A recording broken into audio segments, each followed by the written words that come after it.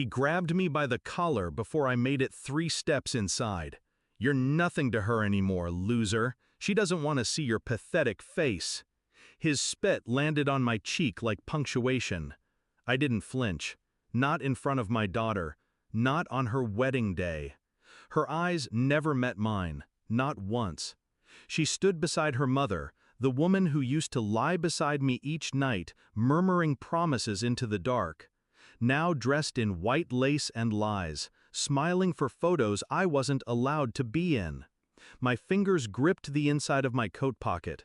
A single call. No threats, no shouting, just coordinates. Then I turned. I left the venue behind like a casket I didn't need to bury myself in. 60 minutes later, the groom collapsed outside the reception hall, sobbing, mumbling my daughter's name through broken breaths. I hadn't always been invisible.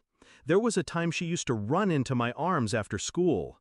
The way she used to draw hearts around Dad in her notebooks. We had matching keychains, hers a red guitar, mine a silver pick. Then one day she stopped answering my calls. Then the court letters came. Then the restraining order. For her emotional well-being, my ex said in court, her voice honeyed with concern. They didn't even give me a real reason, only silence. And then came the message last year. From my daughter. No greeting, just, "Please stop calling me. I want to change my last name." That was the first time I felt something die in my chest without pain. Then the wedding invitation arrived. Not to attend, just a notice. A receipt of how far I'd fallen from their lives. Still, I showed up. Not for her, but for myself. For the truth. Something had never made sense. She had loved me. Fiercely. Visibly. Children don't sever bonds without bleeding. So I began to dig. Quietly. I hired someone better at staying silent than I was. Surveillance, deleted text recoveries, phone pings. The new husband had history, a deep one. Not just with my wife, but with the court clerk, and the child therapist who gave that glowing testimony. Old college ties, quiet payments, messages hidden beneath fake accounts. It was a performance, and my daughter was the audience, fed one lie at a time until the curtain dropped on me. What twisted it deeper was the video. A conversation between my ex-wife and her new husband. Casual, cruel. Her voice flat. "Just keep pushing him out. She'll forget him. Eventually, he'll give up." And he laughed, mocking my handwriting on birthday cards. Joking about the pathetic man who still sends flowers every February 17th, my daughter's birthday. I saved the video, backed it up 6 times, waited. It wasn't supposed to be my moment, but it became one. During the toasts, I watched the groom walk off toward the trees, wiping sweat from his neck. His best man followed, concerned. A conversation took place. Then his phone buzzed.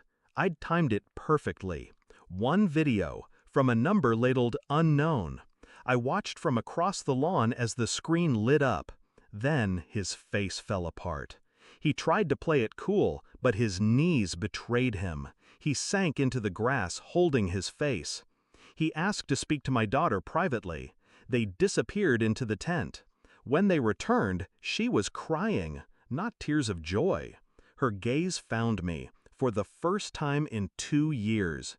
No words, only confusion, and the quiet cracking of illusions. I walked past the reception hall calmly. No one stopped me this time. The husband, her husband, stood frozen by the valet. "You think this changes anything?" he snapped. "She's still not your daughter." I paused beside him, handed him the same silver pick my daughter gave me when she was 6. "I know," I said, "but she's not yours either." He didn't speak, didn't breathe, didn't chase me when I left. I never raised my voice, never broke anything. Just let the truth hollow him out. That was enough.